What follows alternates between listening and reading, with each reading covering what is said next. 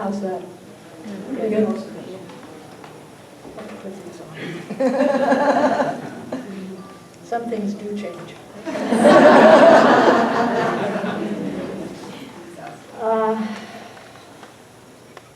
going to have to let out a breath. Let in a new one. I want to be able to see. 50 years. It seems incredible, and yet it seems like yesterday in some ways. First, I would like, however, to take a moment to thank those of you excuse me, who made tonight possible.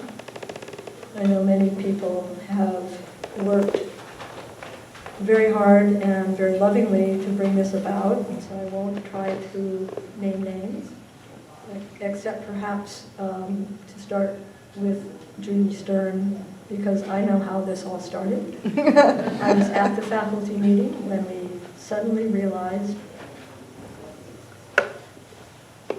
2014, 1964. Judy said, oh my God, it's our 50th. And so she spearheaded, said, you know, if I can get some folks to help me, let's have a celebration. And so, with all of those folks who helped you, we are here tonight to celebrate 50 years of the existence of this fabulous organization. And before I go on, I'd also like to thank my family, my wife, Julie, my daughter, Kendra, for the support which you give me to go on doing this work. Sometimes the pay is not great, but the rewards are so fabulous. And you do support me in doing this, and I appreciate that.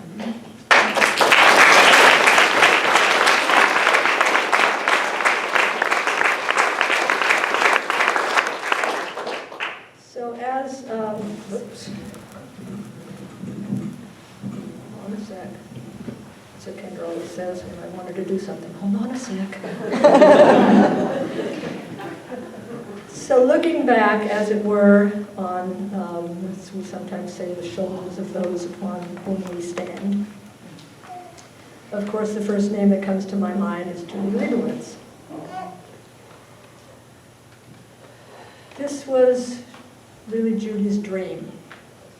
It was her dream that we would have a center to do just the things that you've described in the bylaws or whatever that was, that our mission statement, I think it is.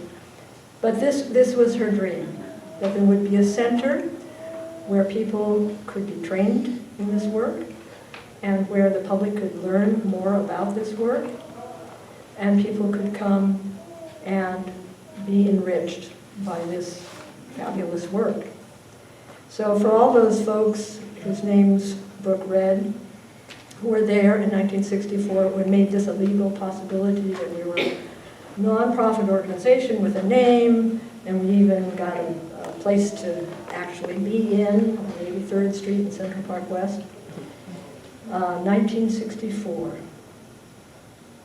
I think that Debbie and Judy would be pleased as punch if they could see the aliveness and the vitality in this room, with all of you smiling, energy moving in this room. I know they would. For me, I need to take one step back when I think of my genesis here, and that would be back to when I was at Juilliard and my friend Ilana Rubenfeld. We had become friends there, both studying music. And I was looking for a voice teacher. And it was Ilana who said, I know someone. And she mentioned something about Alexander technique, but I had no idea what that meant. So she sent me to Gladys Lee. And Ilana knew that as soon as I got to Gladys for voice lessons, I would be going to study the Alexander technique. And she was right. I hadn't even really started, actually, lessons with Gladys.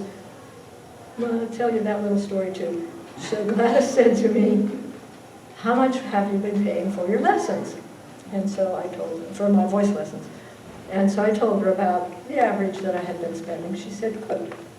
So for that, you'll have 2 lessons a week with me, and you will go and have 2 lessons a week with Frank Ottewell. 4 times a week, 2 lessons with her and 2 with Frank Ottewell. So Frank Ottewell was my first teacher. Frank was a fairly new teacher at the time. I paid $5 a... This is a long time ago. This is 1961. Okay? This was before the center even existed. And I'm sure he was giving me a deal even then. So Frank was my first teacher, and what I remember about my first lesson, and I have this absolutely vivid memory of my very first lesson. I'm lying on the table. Frank had been working with me for a while, and all of a sudden, something inside of me, like some really deep place, just went like, beep. And a light went off. I'm telling you, this is the truth. And the words came, this work is profound. And that moment has been etched in my memory. And as those of you who have been working in this wonderful work, you know, it is profound, transformational work. So,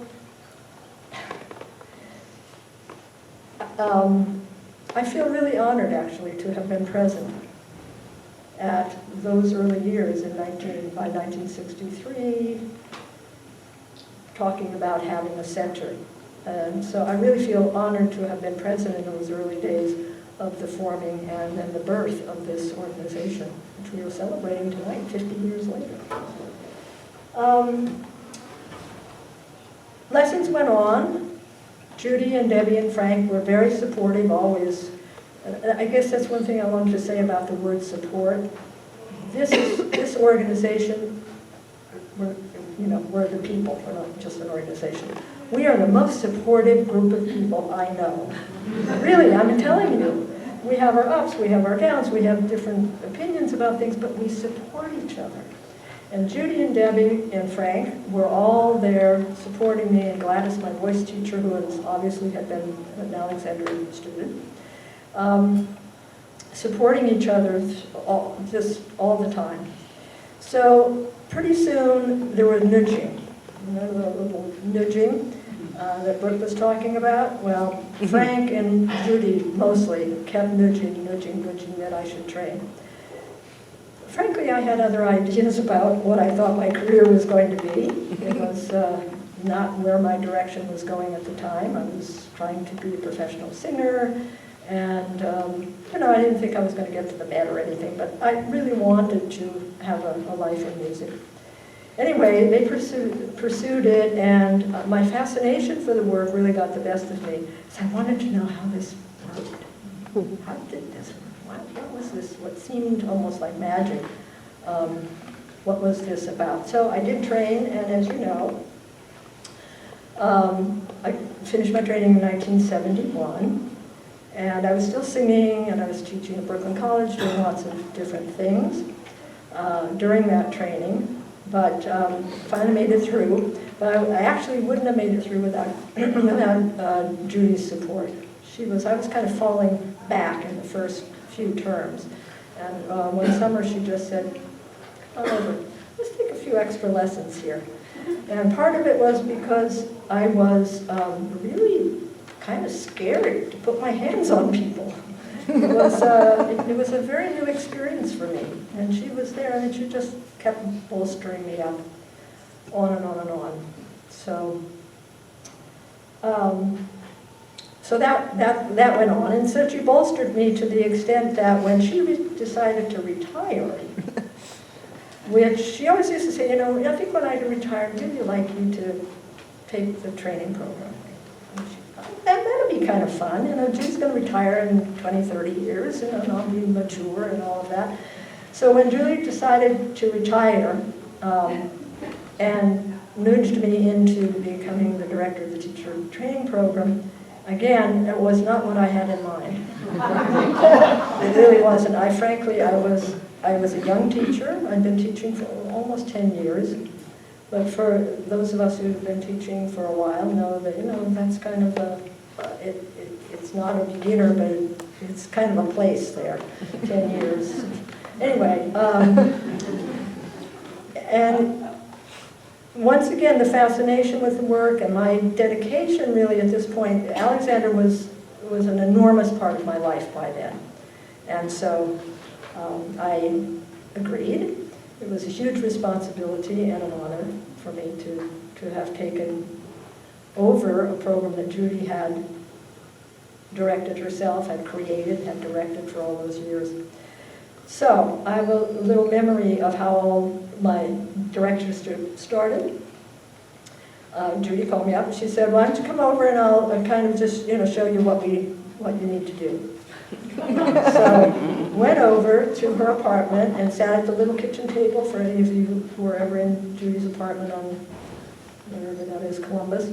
A little kitchen table, 2 pieces of paper in front of her. So she said, "Well, these are the kinds of things, you make the schedule, and this is that, and this is that." And then the other page was the budget. She said, "Well, this is what comes in, and this is what goes out. Shall we have tea now?" I'm like, "Really? What do you mean, shall we have tea now? What am I supposed to do? Judy, tell me what to do." And I don't think she did, actually. I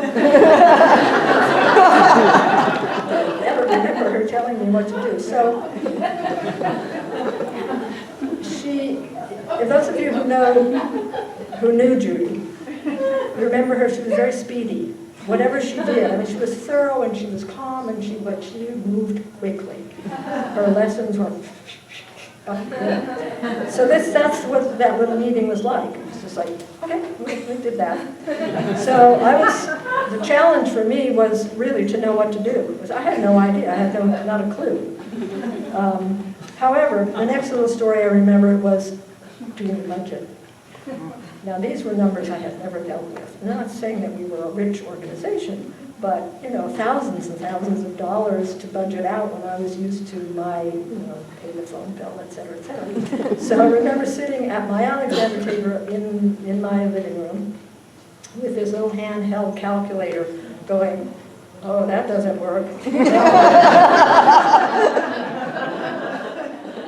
How do I do this? If I take a little bit from over there, I can't just not pay the bills. Anyway, so this went on, and I did learn as time went on, but what it really taught me was to be a little bit more, just a tiny bit more comfortable with not knowing, with really not knowing what I was doing.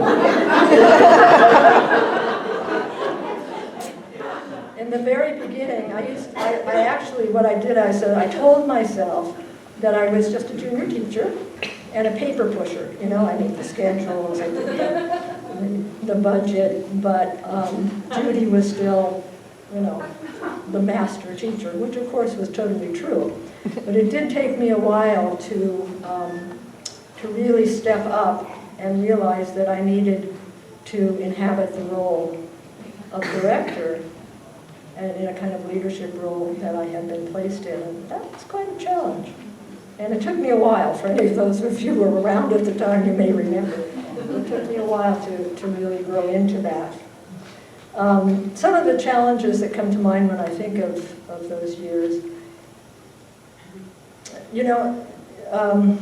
one of the core sort of philosophies, I would say, that Judy's vision for the training program was a collegial approach, a collegial faculty.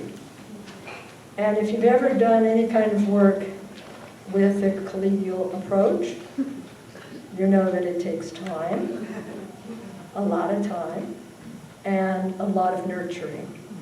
Yeah, I see smiles, those of you who've been through that. So a lot of time and a lot of nurturing.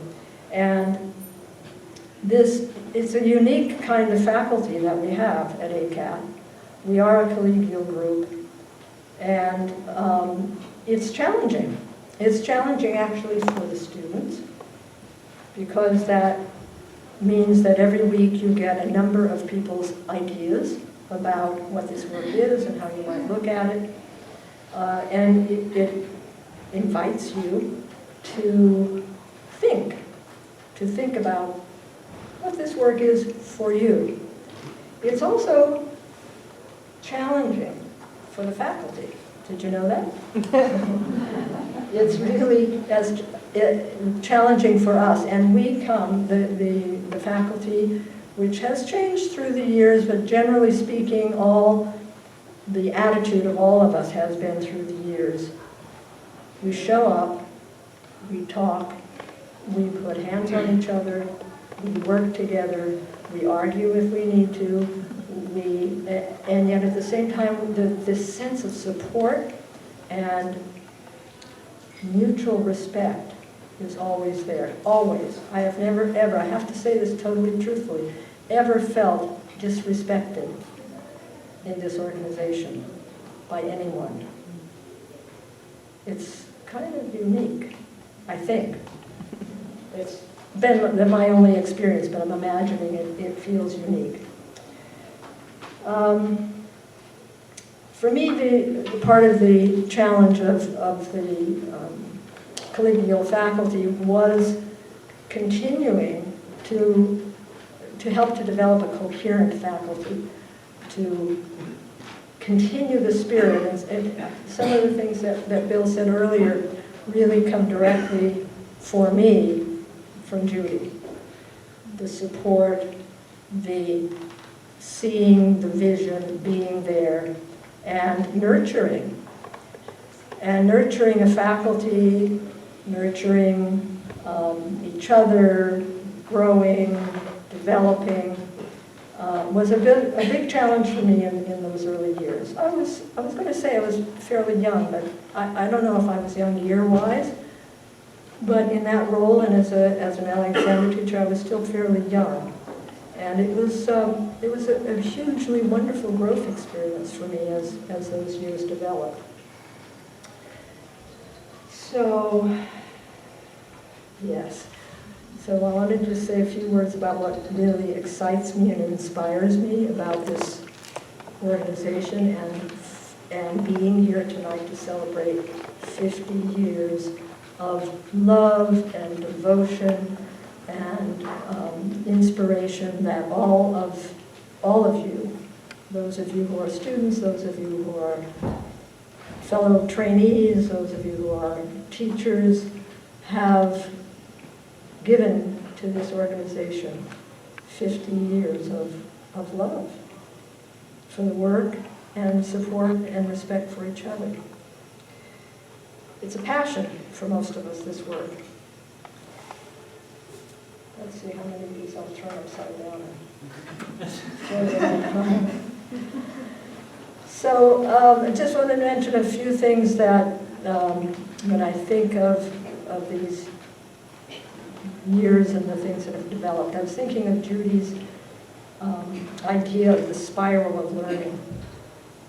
So the curriculum that's come out of that for the training program, I've had the chance to see from the little notes that Judy and Debbie used to leave for each other in that little drawer on the desk,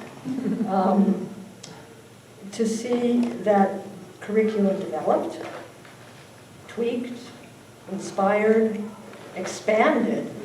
It's enormously expanded, and has just grown through, again, the love and nurturing of this collegial faculty. The faculty itself, of course, is top-notch. I am actually immensely proud of our faculty and of the quality of our training.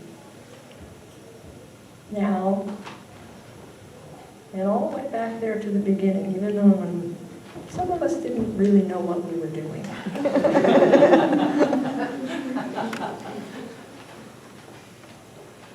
So I just want to, I guess, just say a word about those of you who may not know. Our faculty meets, we have 3 terms every year, 3 semesters, trimesters, and we meet 3 times a year for an almost all-day meeting. Some of them are all day and some of them are almost all day, plus an extra faculty meeting in between. So actually we meet 6 times a year.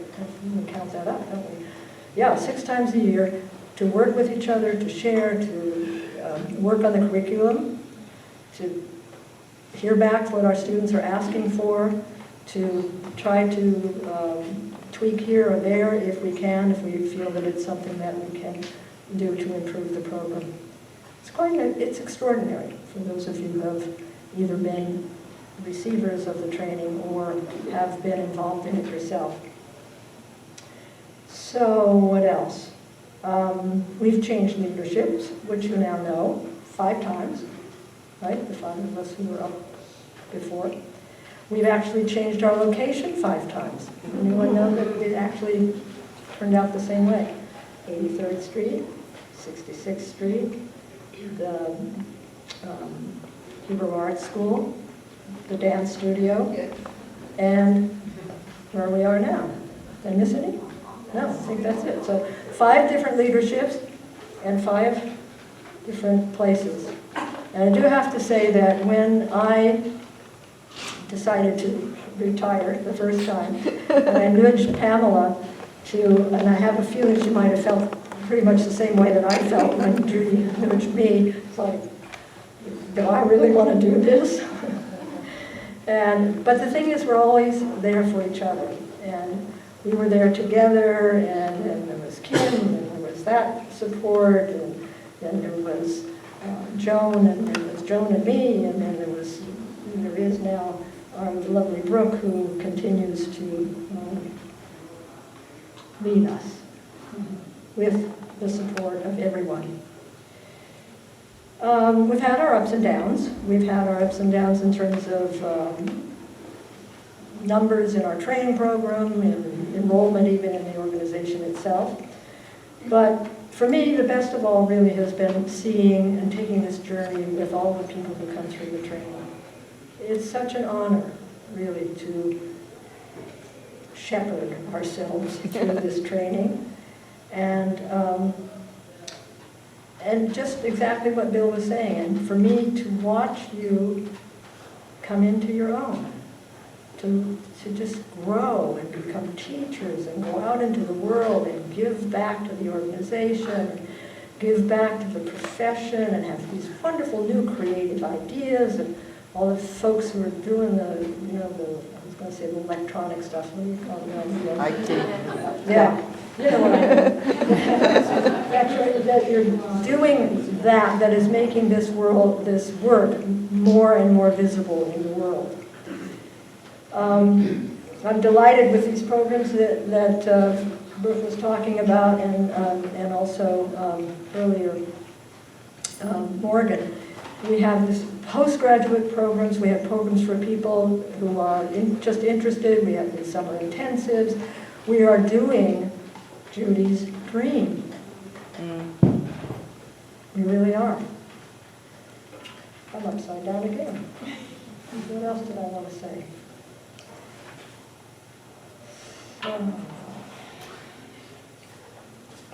I think really that's mostly what I wanted to say, except this last thing, which is, I know I'm being honored tonight, and I feel honored. I do feel totally, deeply honored.